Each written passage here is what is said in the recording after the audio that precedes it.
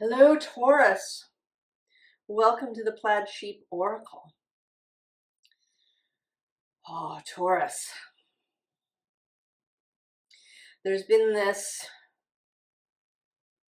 theme, this thread running through the readings about being on a threshold, on something finally coming into place, something arriving. And you are right, and you are right on the edge there. It's like so close. It's another step. But you get distracted, right? Here you are, you're wanting to go through this portal into this space, and then this sort of shows up from over here. And you turn to catch it.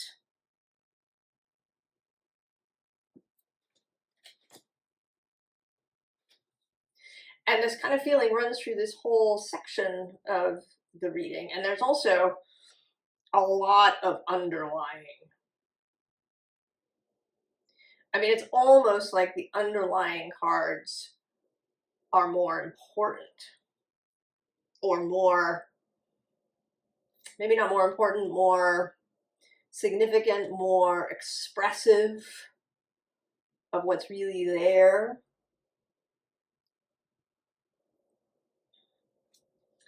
So we start with this this King of Swords.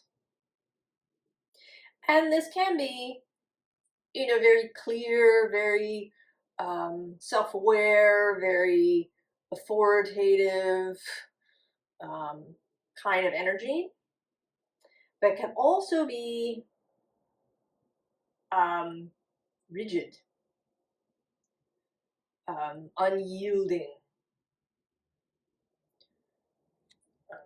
He is associated with Aquarius, who is that a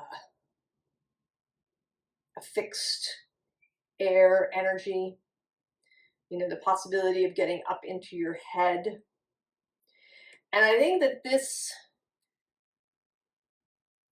is like, it's all about the mind. This is the whole crux, the root of everything. It's all about what happens in the mind. Now, under it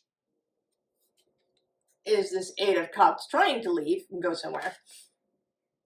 But below that is the Hanged Man, and this is his first appearance.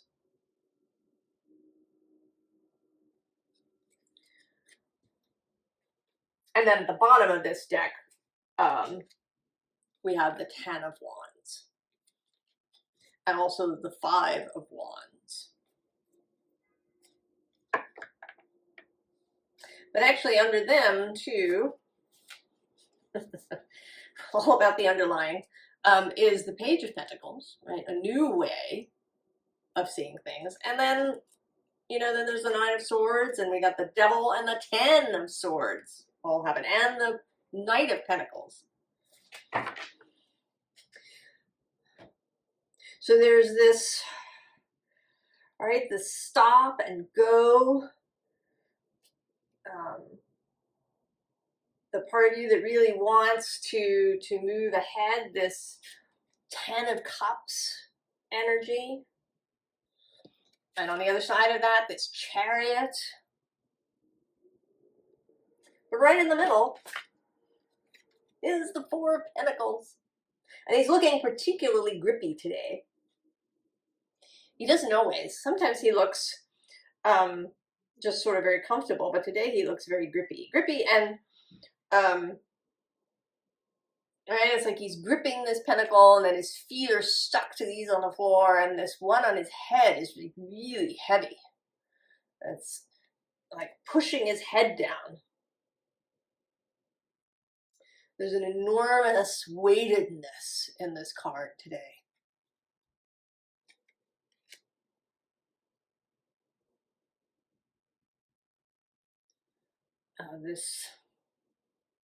And that it's all, right, it's all about the mind.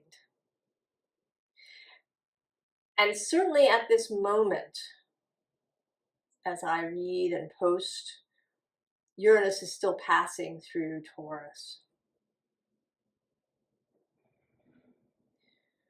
presenting a new vision of this. You know, Aquarius is such an interesting sign. Actually, you know, the Aquarius, Pisces, Scorpio, who received a second planet as they were discovered.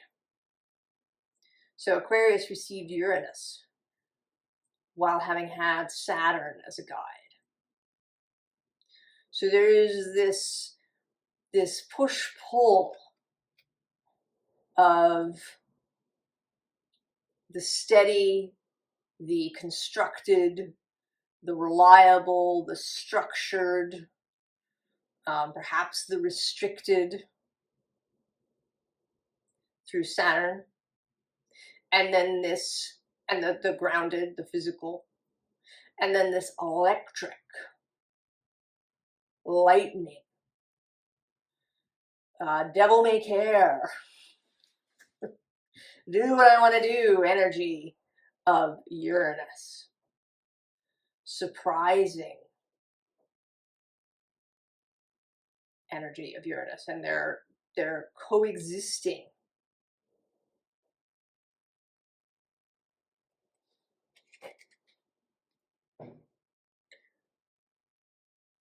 So how to integrate these things?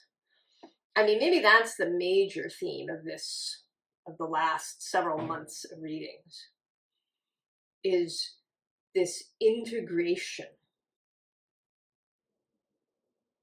I sort of feel now that those Aries double new moons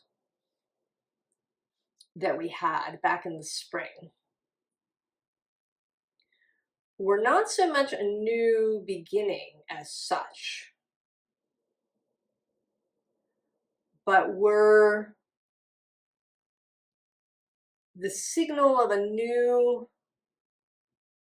way of moving through the world that involves integration. And that's kind of an Aries Libra axis question.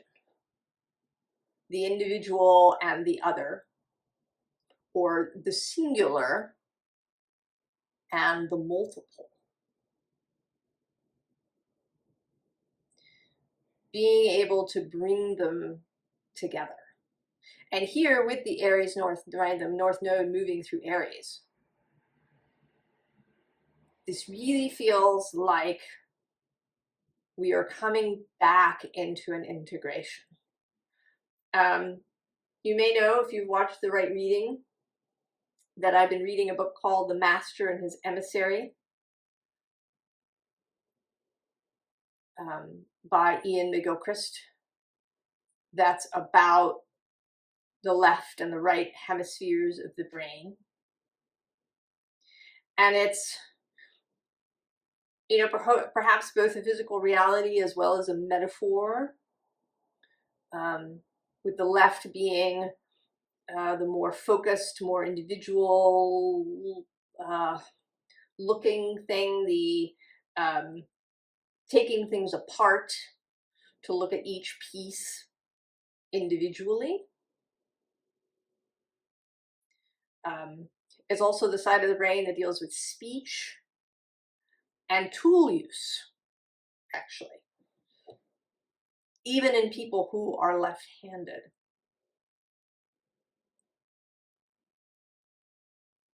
And then the right side is the holistic side that sees things as a whole, that's very present oriented. The right side sees the whole body of the self.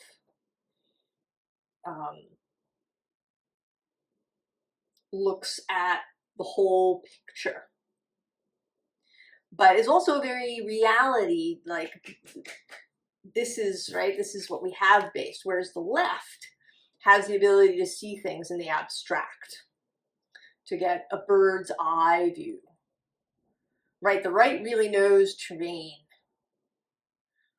can, you know, the right would find, if you were just in your right brain, you'd find your way through the landscape with a real physicality, right? Feeling your way, sensing your way. And then the left side of your brain would then be able to make a map, right? To draw a map. And over time, we've shifted way over into this left-sided way of seeing the world. And I think what's wanted now is to bring these two things back into integration, so that they can really work well together again. Because they don't, right? They're complementary. We want both of these things. We don't want to be just one side or the other. They really, you know, they need each other. But there's also times when they need to be separate and doing their own thing without interference.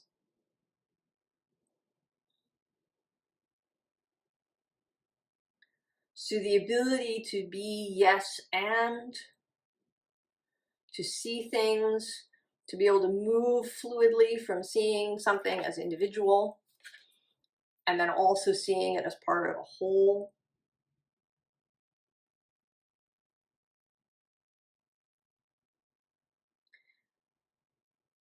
And from my perspective, right, this at least in my world, and maybe in yours since you're here, this Aries Libra nodal aspect has a lot to do with that. And it's showing up in the readings.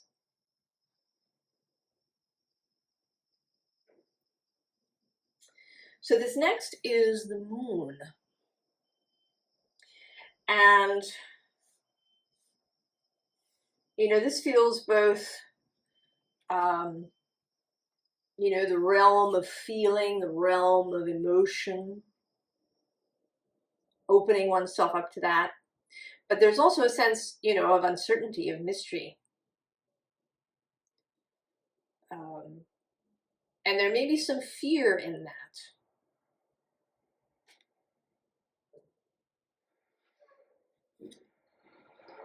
Right? We have this conflict. This conflict between wanting certainty, wanting to know, wanting things lined up and clear,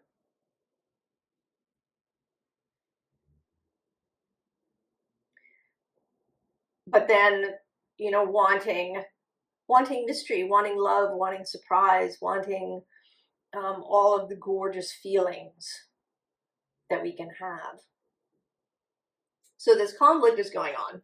And meanwhile, while you're having this conflict, the great host just waits. And that's not even the right word, because there isn't really a lot of expectation, you know, in part because in the non-physical realm, time is not the same.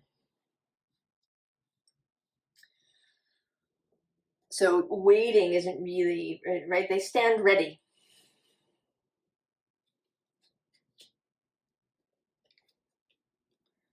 And the Grail stands ready. Your own heart stands ready.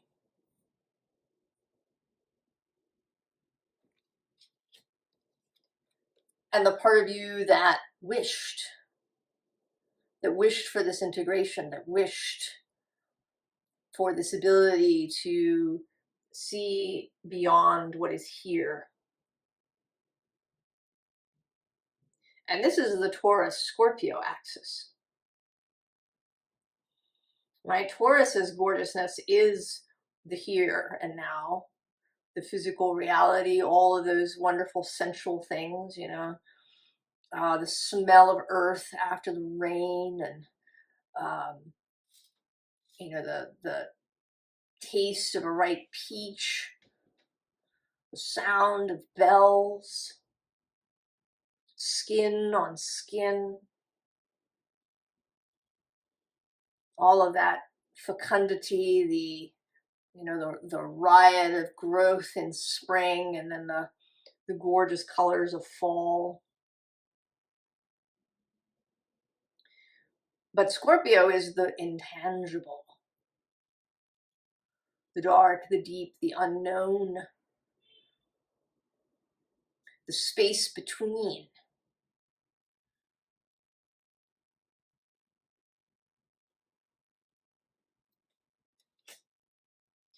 You know, there's that story that life is like, right, a sparrow flying into a lighted room and then back out again. And, you know, I actually think it's the other way around. I think that the sparrow actually flies into darkness, right? You're born, you've got no idea what's going on.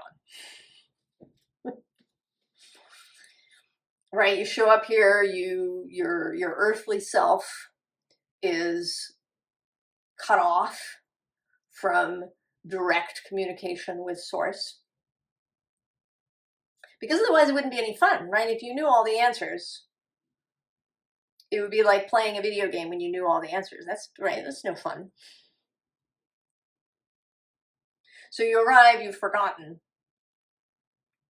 and you have to grope your way through initially until you allow yourself to see that light, right, that comes from your own heart and from spirit, from source.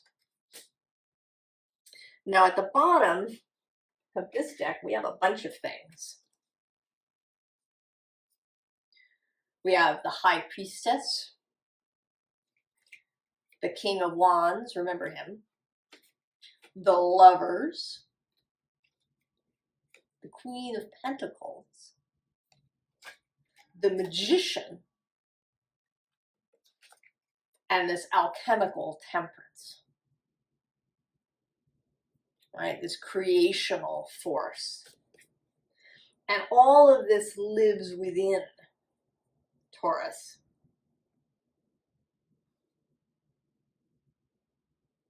You've just been taught through your life, we've all been taught through our lives, to ignore it.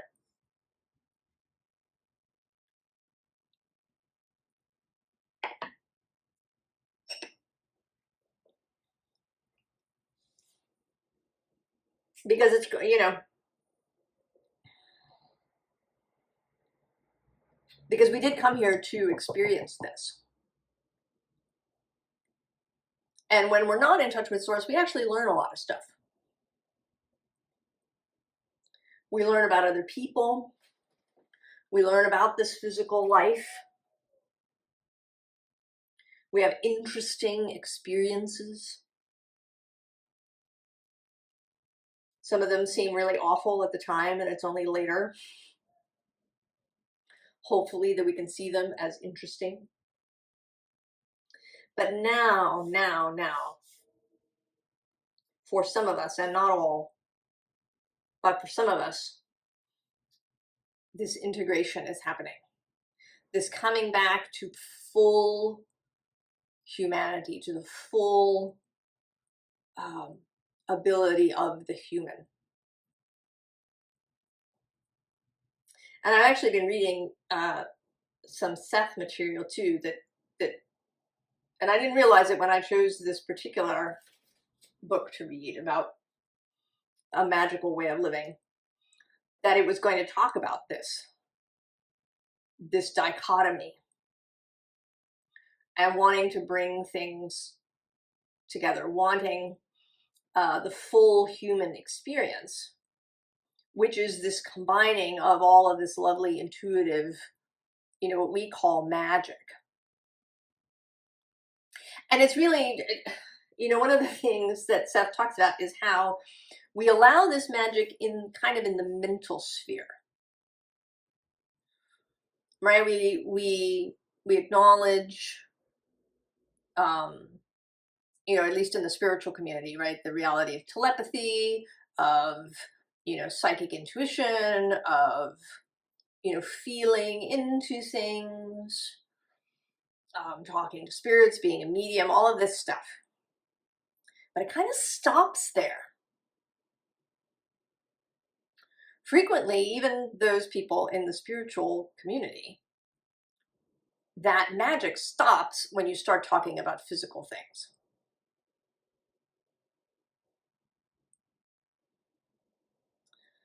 That the idea that you could just change your circumstances, physical circumstances, through the power of expectation and mind and how you think about things, that it would change in the 3D,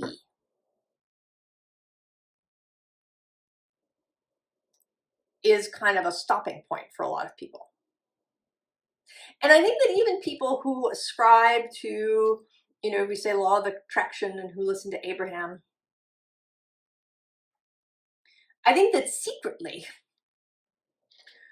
we still are looking for a logical route.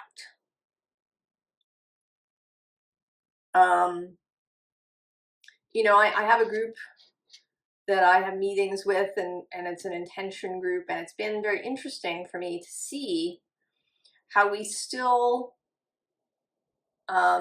look for the how, right? What is the logical way? You know, I want, you know, I don't know, $10,000.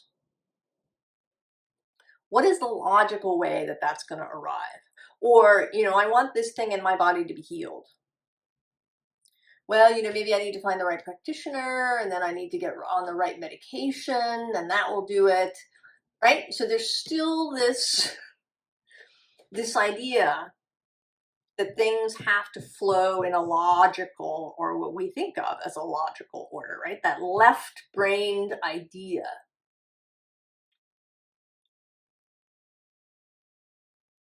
And that physical, right? Living in the physical reality, being trained into the idea that these things are material and stuck, and you can only act on them in a Newtonian way.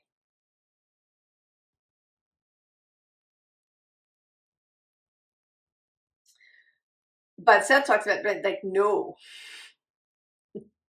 right? It's a combination of things. You know, yeah, there might be something that you do, you're inspired to do. Maybe you are inspired to eat something in particular, and that assists in this process. But that it's just a component.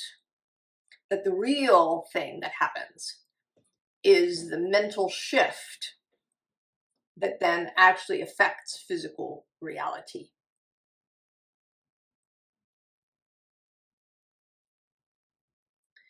And so here we have at the top, we have this dragon. And at the bottom, we have this lamb.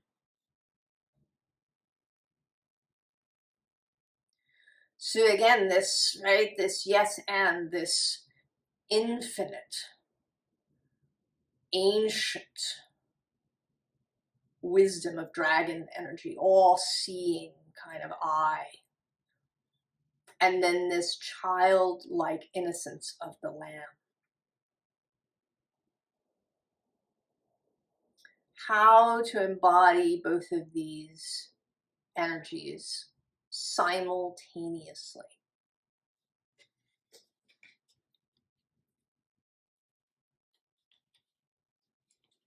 Oh yeah, so if I keep going, we have the Hierophant, who is you.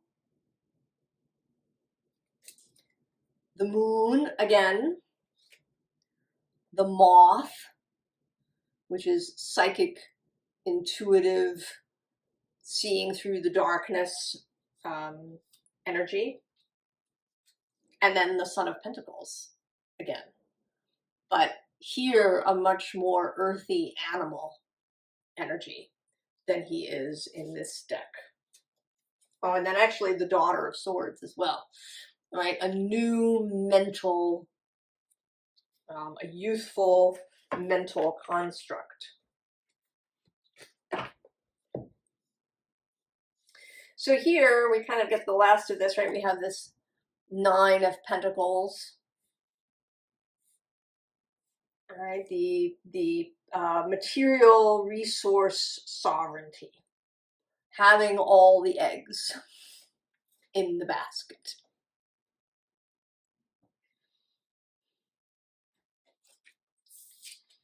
And then this shark energy of, you know, going for what you want,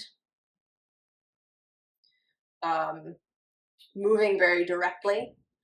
You know, the sharks, we know, can sense both currents in the water and smell, you know, that blood in the water from a great distance.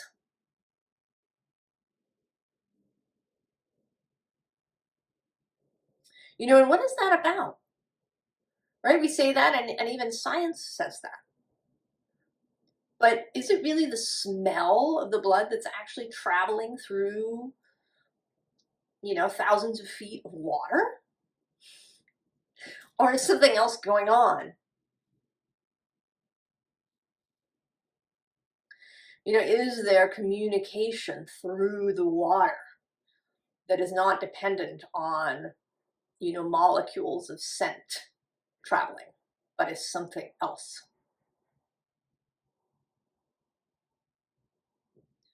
that science does not acknowledge because it does not see water as alive? And I say to you that water is a being.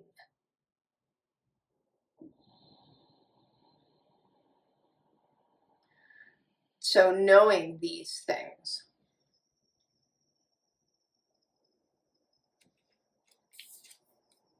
and then the hawk, the ability to see from a great distance, to see both the big picture as well as the detail of the mouse or the rat running. You know, and what's coming up for me is hawks and owls are kind of partners. The hawk hunts in the day and the owl at night. And they tend to, right, they sort of live in pairs. So, like the red-tailed hawk, which is a large hawk, tends to live in partnership with the great horned owl, which is a big owl. And here in the park near where I live, there used to be a great horned owl. I'm not sure if there's one living there now. I have never seen the owl, but there are bird watchers in the neighborhood who have. So this partnership of night and day,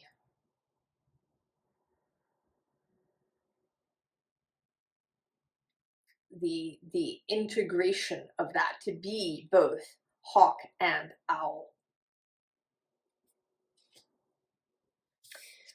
But then we have this Five of Swords that just, it's like a stop, right? There's these stop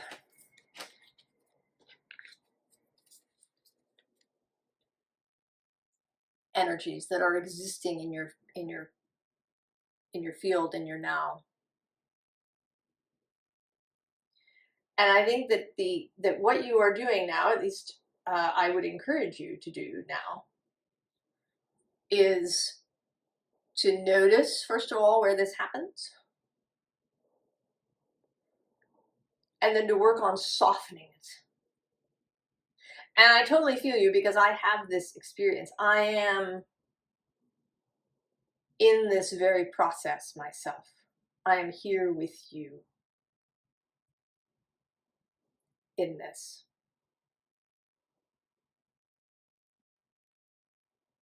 I am going through this very same process. And hopefully together, that there is a synergy of all of our energies here together, and that we can assist each other through the ether by all participating in this process.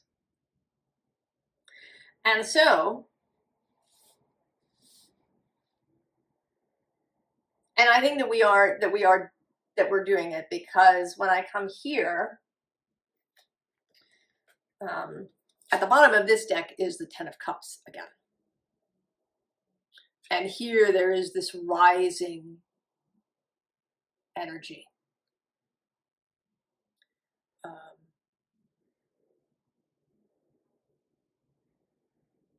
And I'm not sure if these are meant to be cranes or herons. They look sort of heron-like to me. And I've personally been seeing a lot of herons. And then we have, right, then we have the Two of Cups. And then the Lovers. Unifying energies. Now on the surface, we have this Hanged Man, who is letting himself out of the trap. And then the Eight of Swords, knowing that it's all an internal job. That you can, you are not restricted by anything outside of you. And although that's tricky on one end because there's nobody to blame, there is no blame. But it's also really powerful, because then you know, like, you can fix it. You don't have to change anybody else. Just yourself. And then we have Death. Scorpio energy. And then the Wheel of allowing yourself to get into this little leaf boat and let your wider self and source take you where you need to go. And then the Knight of Wands. The ability to act from that. And then the High Priestess.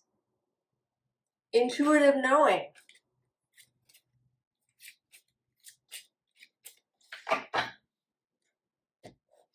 So we are on our way, Taurus. We totally are. And I think that it is not just Taurus, but everybody who is here, who's been watching these videos. There is this collective thread of us. This is a group project.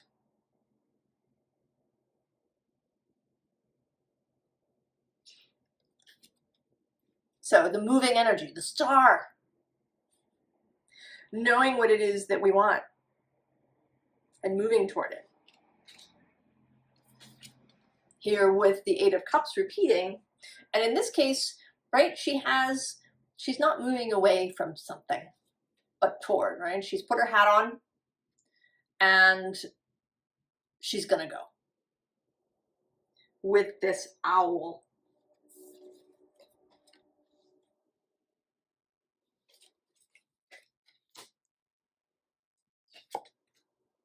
And then the Nine of Cups.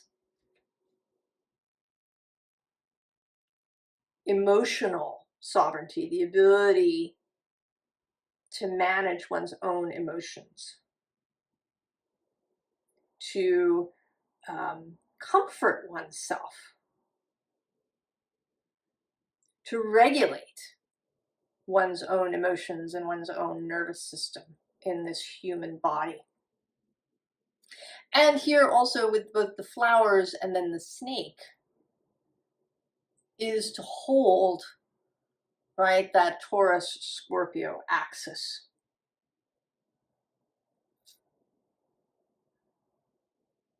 And, you know, this is not an individual, right? It's not like the snake is exclusively Scorpio and the flowers are exclusively Taurus. Because the flowers are in a cup, which is water, which is Scorpio energy. Also, they grow better with compost, right? They come out of darkness. And the snake is physical, an animal, a reptile, who lives their life very much in touch with the earth, right? Hearing through vibration their whole body touching the earth as they move. You know, really fully embodied, right? So much muscular control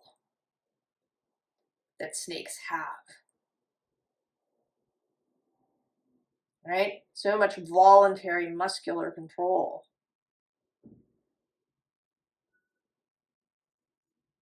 As well as this symbolic existence as the being that sheds its skin, and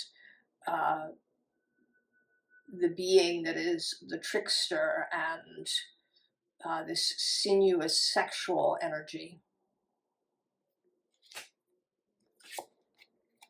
And then the Four of Wands.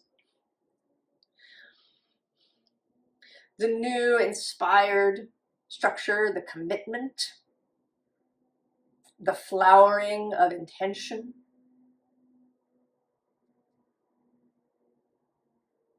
Perhaps the joining up.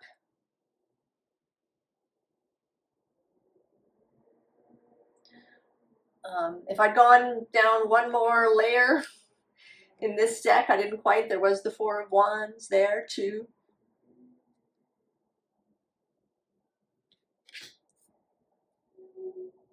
So, advice. Ten of Sacred Circles. Right, right. There's an acceptance here, and an acceptance of everything. I think the Taurus, you know, in the Tauruses that I know personally, or, you know, people with a lot of Taurus energy, there's this fear of disappointment. You know, they have this deep desire for this, right, for this kind of earthly loveliness. You know, I once saw or heard somebody describe a person's with Taurus moon as, you know, Taurus moon just wants to lie in a field of flowers.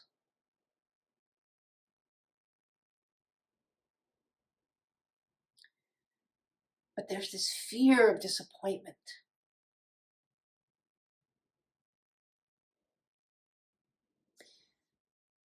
And I'm really feeling that now. I'm sort of tearing up a little bit.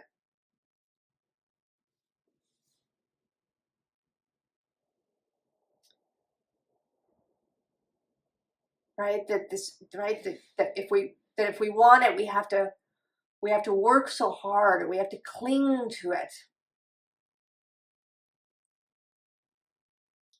Because we've been disappointed.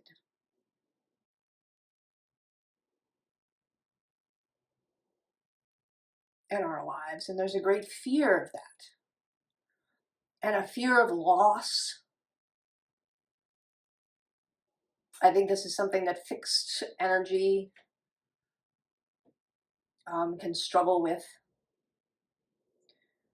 You know, it's not so much change as it is, you know, not change per se, but that if something changes, that something must be lost.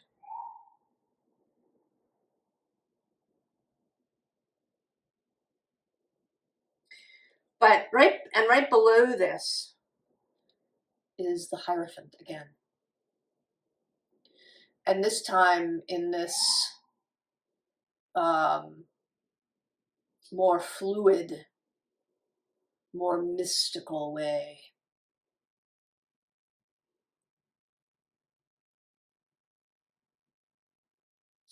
That there is a great deal of beauty in the ethereal.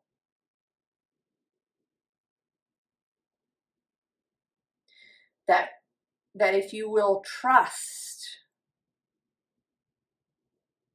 have faith,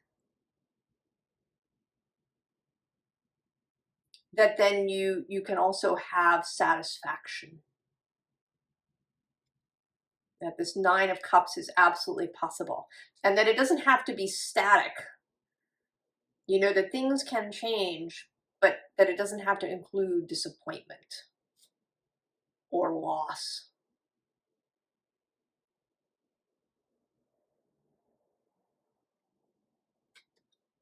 Because even if something goes away, something else that's beautiful will come in its place, and you can experience many beautiful things.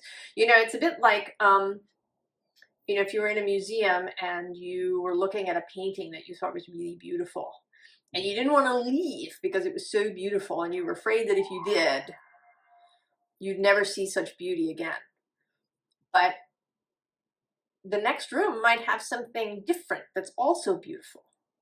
And if you get stuck in that one room, you won't see these other things. There's kind of a lack thing there too. You know, sometimes I think to myself, you know, if I found a piece of clothing, say, that really, you know, that worked really well, that I liked, a pair of jeans, say, because that's a struggle, isn't it? For women, a pair of jeans that really fits. You know, and I often say to myself, oh, I should have bought 3 pairs of that, right? So that I'd have them because they're so perfect. But to do that is to embody a belief that you will never find anything as good again.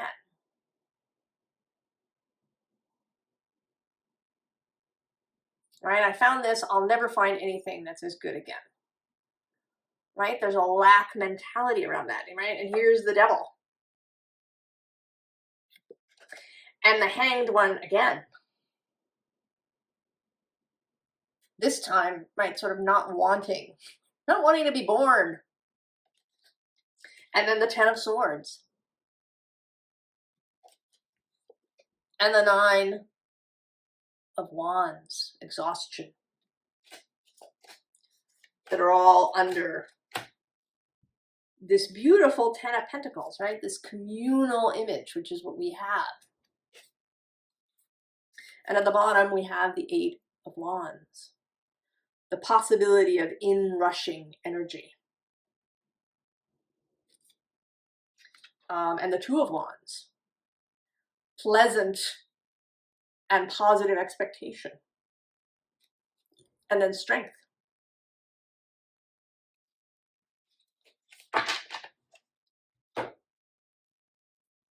So, Prince of Swords.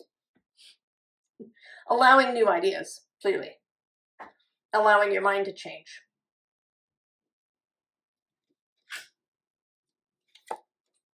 And then the Ace of Wands. Allowing the new inspiration to arrive. To take you into this whole new thing, right? This newness, change. And then the King of Wands. Who I think, right, he is Leo.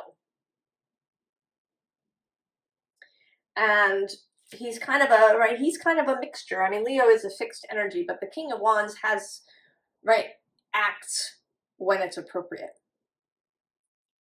He's not the Knight of Wands, who's a little, right, he's kind of always ready to rush off. He's a more mature energy. He knows there are times when you just sit or, you know, read a book. And then there are times when you get up and go and do things. He can delegate. He can receive information from the Knight of Wands. He can receive inspiration from his queen, the Queen of Wands, who is really, you know, embodied inspiration. He is, the kings are all kind of, to my mind, a little, right, there's a mental energy to all of the kings. Even though,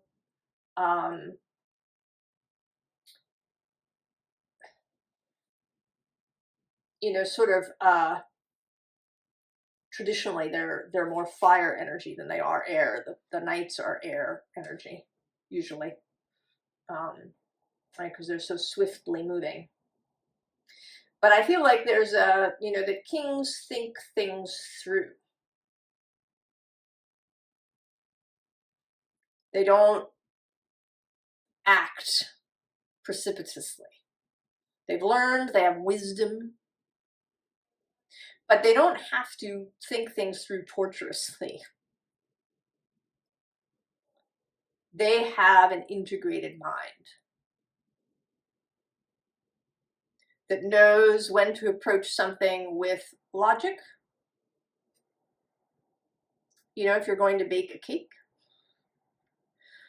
you have a real combination, right? There's the kind of right brain side that thinks about how the whole cake will be together and what flavors will work and how it, you know, will really taste and what it will look like when it's done.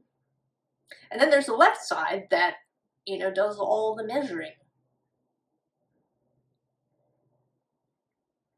and puts the thing together. So allowing yourself to ease, to relax, to go through the portal.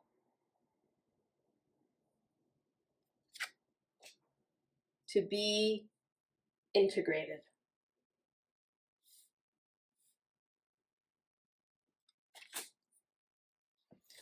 Oh, Taurus, I feel like this was kind of, it's almost a collective reading. It's like a, I see why you came at the end.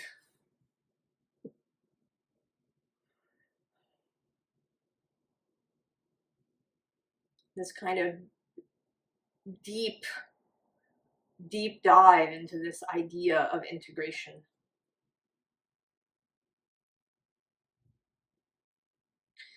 I wish all of us success on this path, and synergy between all of us. And I wish you the very, very best. And I will see you next time. So long, Taurus.